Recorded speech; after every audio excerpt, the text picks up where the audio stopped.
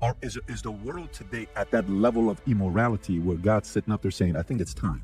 So how do you compare today's times to biblical times, Corinth, that era? Oh, I think the time period that we live in is much more emblematic of the early church in those first few centuries of its existence, in that you have a culture that was very much accepting of, say, promiscuous sexual ethics and idolatry, and was open to things, and misrepresented and misunderstood Christianity fundamentally.